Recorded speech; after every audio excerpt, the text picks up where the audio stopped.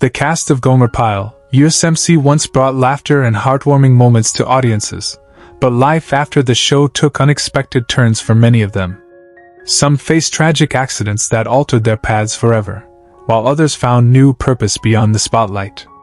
Now, in 2025, where are they? Have they overcome their struggles, or are they still navigating the challenges life threw their way? Their journeys are filled with resilience, loss, and transformation. This isn't just a nostalgic look back, it's a testament to the unpredictable nature of life and the strength of the human spirit. Get ready to uncover the untold stories behind the beloved cast. You won't want to miss this. Jim Nabors, who portrayed the kind-hearted and naive Gomer Pyle in Gomer Pyle, U.S.M.C., was 34 years old in 1964 when the series first aired. His southern charm and rich baritone voice made the character unforgettable, turning a humble gas station attendant from the Andy Griffith Show into one of television's most beloved Marines. Though Nabors was immensely successful professionally, his personal life was marked by secrecy and solitude for decades. As a gay man in an era of harsh judgment, he kept his private life hidden until late in life, marrying Stan Cadwallader in 2013 after nearly 40 years together. The couple had no children, and Nabors often described his younger years as lonely at the top. He struggled with a near-fatal liver transplant in the 1990s and later suffered from recurring health issues. Despite his gentle persona, Nabors spent much of his later life in seclusion at his Hawaiian estate, far from Hollywood. He passed away in 2017 at the age of 87 from natural causes. He left behind a legacy of kindness and laughter, but also a life tinged with isolation and battles for acceptance. His estate was estimated to be worth $15 million, much of it tied to real estate and music royalties. Ronnie Schell, who played Duke Slater, was 32 in 1964 when he took on the role of Gomer's sharp-tongued yet loyal best friend. Slater was the streetwise counterbalance to Gomer's innocence, and Schell brought quick wit and comedic timing that gave the show its edge. While his career carried on in voice work and occasional guest roles, Schell never found another character that matched the popularity of Duke. He married Janet Rodberg in the late 1960s, and the couple had two sons, Greg and Chris. Their marriage endured public pressures but was never free of tension, especially as Schell battled financial instability during the 1980s. He was once swindled by a manager, losing a large portion of his savings. He also suffered from depression, especially after the tragic suicide of his younger brother and a car accident that left him hospitalized for months. Despite these setbacks, Schell continued to perform in small comedy clubs well into his 80s. Now 93, he lives a quiet life in California, occasionally attending fan conventions. His estate is estimated at $800,000, reflecting modest earnings preserved through careful living and residuals. Forrest Compton, who portrayed Lieutenant Colonel Edward Gray, was 39 when he took on the role of the stern yet fair commanding officer. His military presence brought structure to the light-hearted chaos of the barracks, and he became a dependable figure on screen. Compton's career after Gomer Pyle included roles in soap operas and guest appearances, but he was never able to reclaim the prominence he once held. He married Jean Sementini, a stage actress, but their marriage was childless and quietly turbulent, strained by Compton's long absences and emotional distance. He faced deep personal loss with the deaths of both parents in close succession, and suffered financially when a failed investment in a theater company drained much of his retirement savings. In his later years, he battled prostate cancer and macular degeneration, which left him legally blind. Despite these struggles, he remained dignified and continued to correspond with fans until his final days. Compton passed away on April 4, 2020, at the age of 94 due to complications from COVID-19. His estate, modest at around $500,000, was left primarily to his nieces and nephews. Ted Bessel, who appeared as Private Francis, was just 29 when he lent boyish charm and dry humor to the ensemble cast. Known for his endearing presence, Bessel later became a household name in That Girl, but his directing career after acting was filled with disappointments and stalled projects. Behind the scenes, Bessel battled perfectionism that often left him paralyzed with doubt, leading to several cancelled ventures. He married Linnell Nobori in the late 1980s, and they had 2 daughters, Sarah and Emily. Though Bessel adored his children, his marriage was fraught with conflict over his emotional withdrawal and career frustrations. He mourned the loss of his closest brother to cancer, and never recovered from the heartbreak of a failed film he spent years developing. In the early 1990s, he underwent surgery for a heart condition and struggled with high blood pressure. On October 6, 1996, Bessel died unexpectedly of an aortic aneurysm at the age of 61, shocking fans and colleagues. Despite his career's ups and downs, he remained respected in the industry. His estate was valued at approximately $1.2 million at the time of his death. Buck Young, who portrayed Sergeant Whipple in Gomer Pyle, U.S.M.C., was 44 when he assumed the role of the stern but fair-minded sergeant. His character balanced military discipline with subtle humanity, offering structure and stability in a show often defined by Gomer's bumbling innocence. Off-screen, Young's life was marred by disappointment. Though he enjoyed a steady acting career and supporting roles, he struggled to find leading parts, leading to a quiet resentment that followed him for decades. He married actress Peggy Stewart, and they had 2 sons, Patrick and David, but the marriage grew increasingly distant as Young's bitterness over his unfulfilled dreams deepened. Their eventual divorce in the 1980s left him emotionally gutted.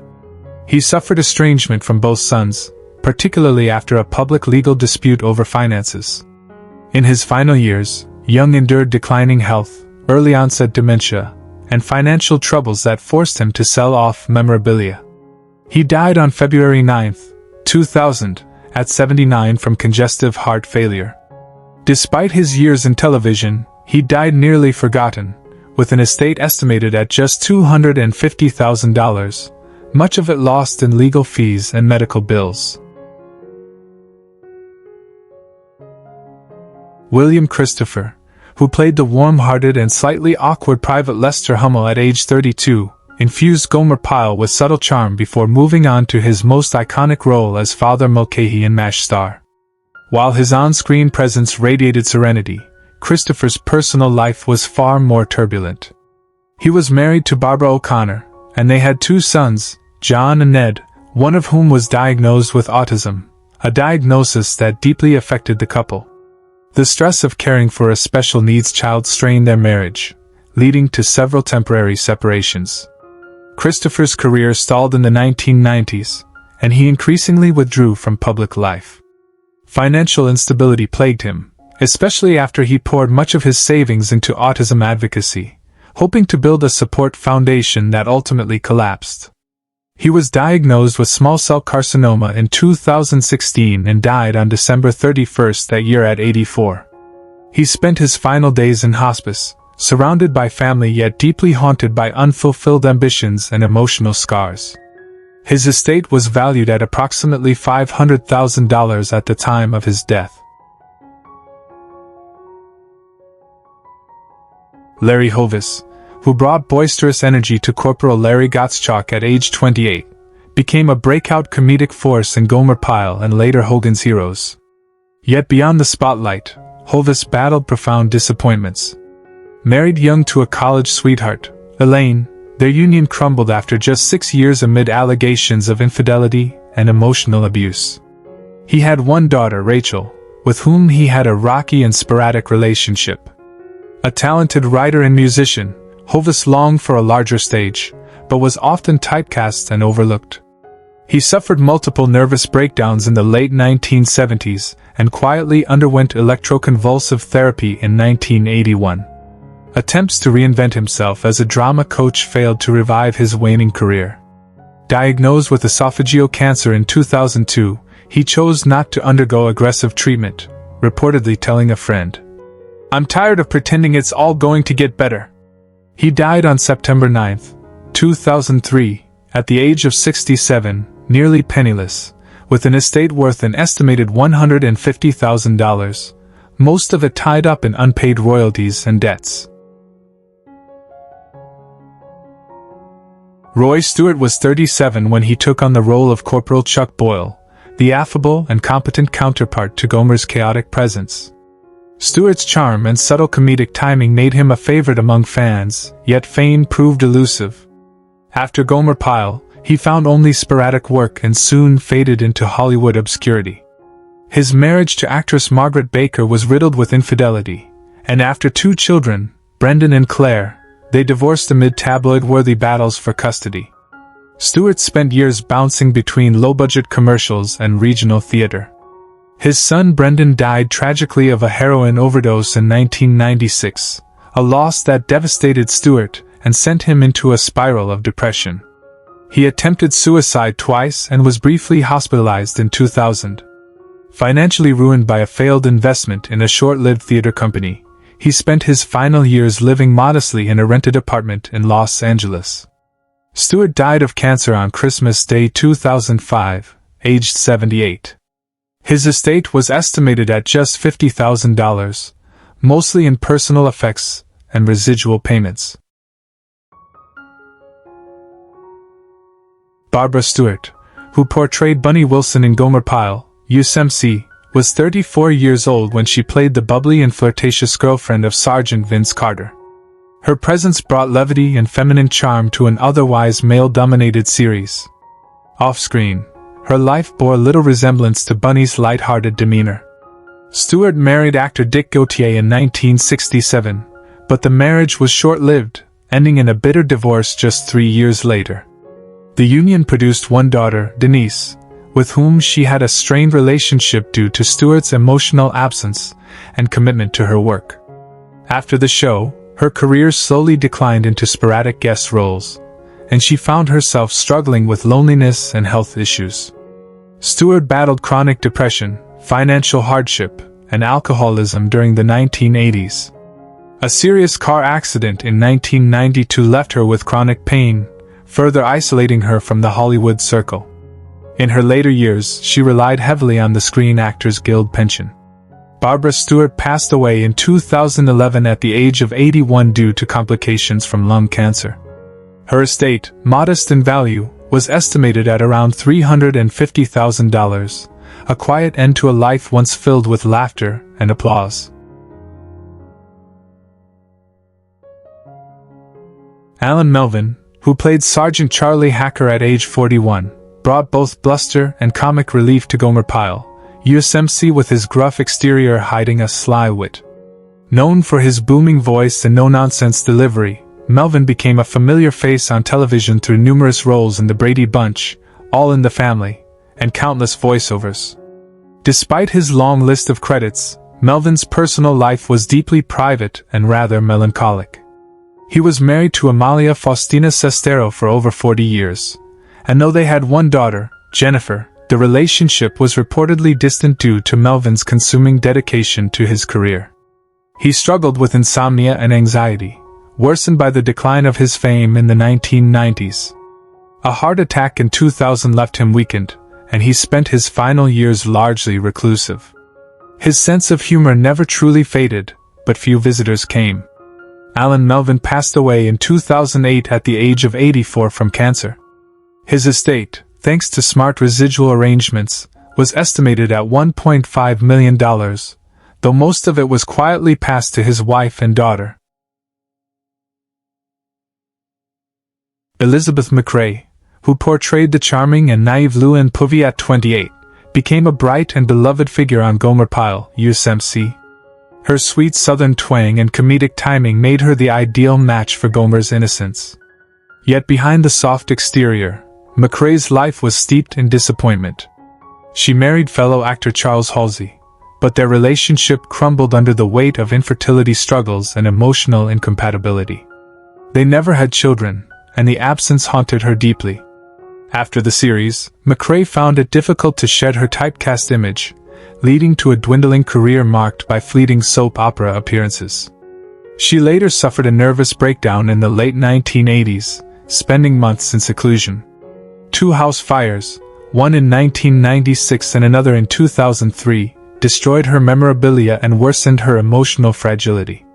Her final years were spent in a care facility, suffering from dementia.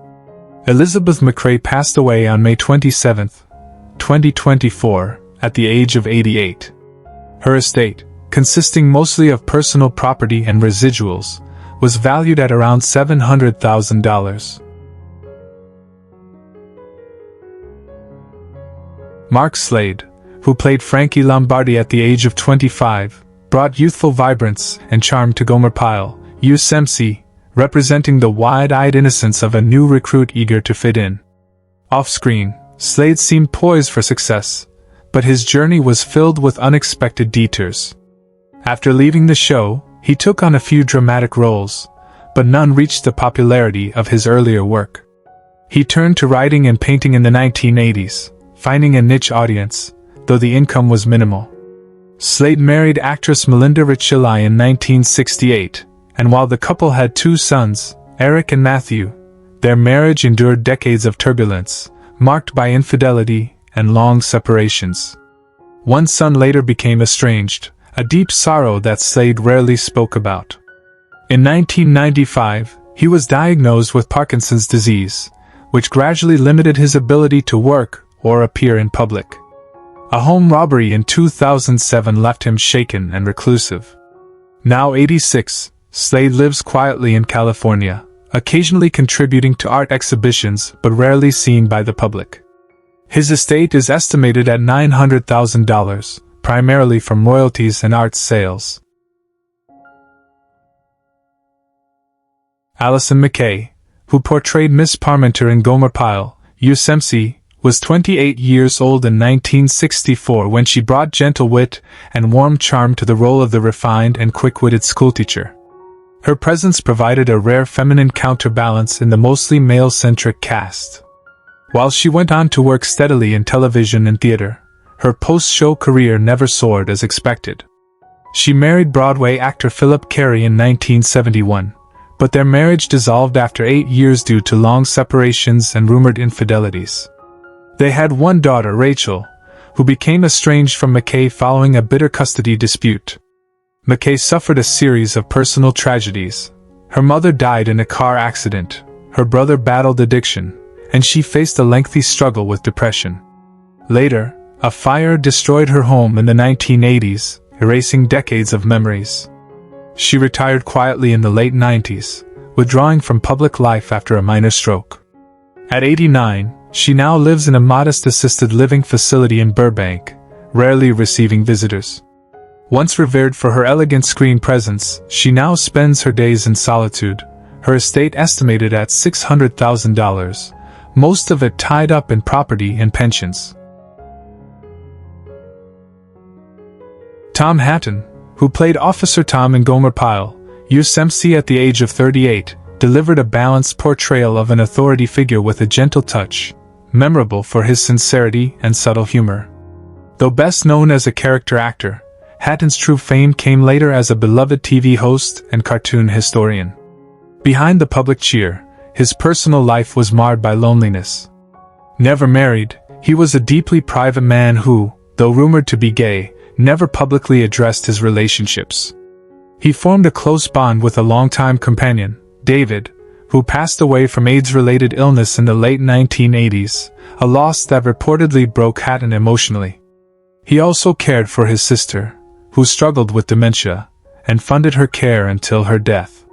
Following a stroke in 2017, Hatton became reclusive, living out his final years in a care facility. He died at 92 in 2019 from natural causes, largely forgotten by Hollywood.